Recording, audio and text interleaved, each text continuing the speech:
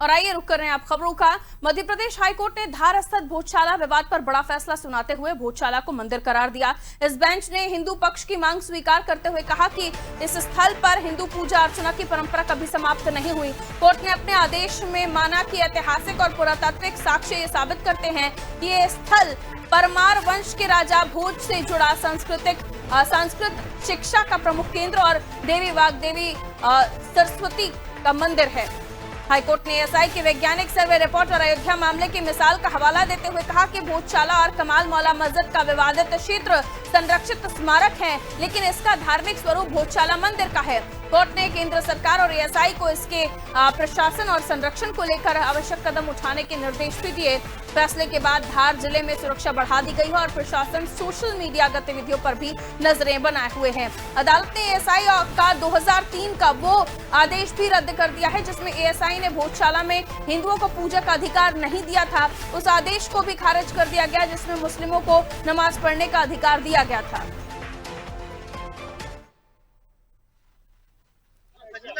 आज भोजशाला के केस में ऑनरेबल इंदौर हाईकोर्ट का बहुत ही ऐतिहासिक फैसला आया है।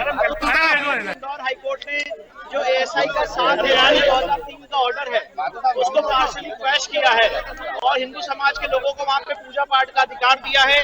कोर्ट ने भोजशाला कॉम्प्लेक्स को राजा भोज का माना है, एक सरस्वती स्कूल माना है लर्निंग का। साथ ही साथ इसमें सबसे महत्वपूर्ण बात यह है कि भोजशाला के केस में जो हमारी मांग थी कि वहां से म्यूजियम से मूर्ति वापस लाई जाए, कोर्ट ने कहा है कि सरकार इस रिप्रेजेंटेशन को कंसिडर करे और साथ ही साथ कोर्ट ने यह भी कहा है कि जो मुस्लिम पक्ष हैं वो सरकार को रिप्रेजेंटेशन दे सकते हैं, जो रिस्पोंडेंट नंबर 8 है मौला कमालुद्दीन की तरफ से, और उनको अल्टरनेट लैंड देने के लिए सरकार उस पर विचार करे।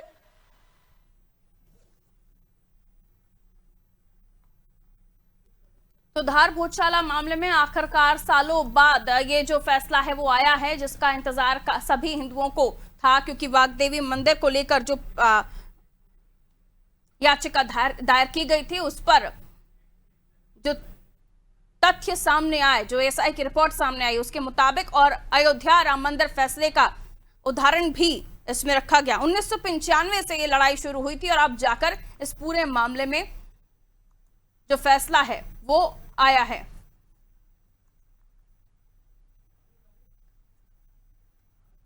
धार से अमित हमारे सहयोगी जुड़े हुए हैं, इस खबर पर हम उनसे और भी जानकारी ले लेते हैं। धार भोजशाला मामले में अमित, हिंदुओं के पक्ष में जो फैसला है वो आया है और ये बताया जा रहा है वहां पर भी जो जश्न है वो मनाया जा रहा है हिंदुओं के द्वारा। इस वक्त धार में माहौल क्या बना हुआ है?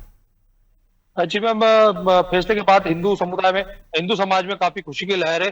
फैसला आने के बाद में सरस्वती माता मंदिर जो है भोजशाला मोतीबाग चौक में जो मंदिर है वहां पे पूजन अर्चन शुरू कर दिया गया। जय श्री राम, माँ भाग्य देवी, राजा भोज के नारे लगाए गए, जयकारे लगाए गए, पटाखे फोड़े गए और मिठाइयों का वितरण किया गया।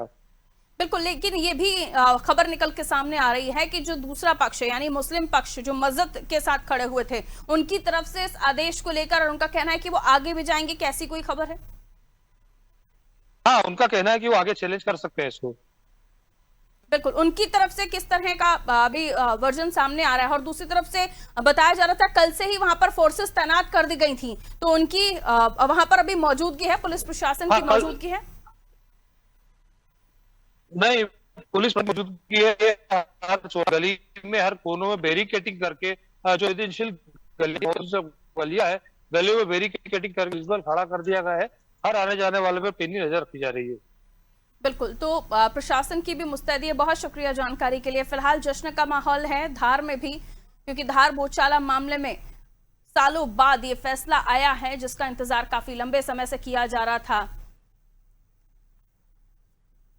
सरस्वती देवी की मूर्ति जिसको वापस लाने के लिए भी याचिका लगाई गई है। 1995 से ये जो प्रशासनिक लड़ाई है वो शुरू हुई थी और इसमें अब उस आदेश को भी खारिज कर दिया गया है जिसमें एएसआई की तरफ से हिंदुओं को पूजा न करने और मुस्लिमों को नमाज पढ़ने की इजाजत जो जुमे के दिन दी गई थी उस पर भी रोक लगा दी गई है, उसको भी खारिज कर दिया गया है।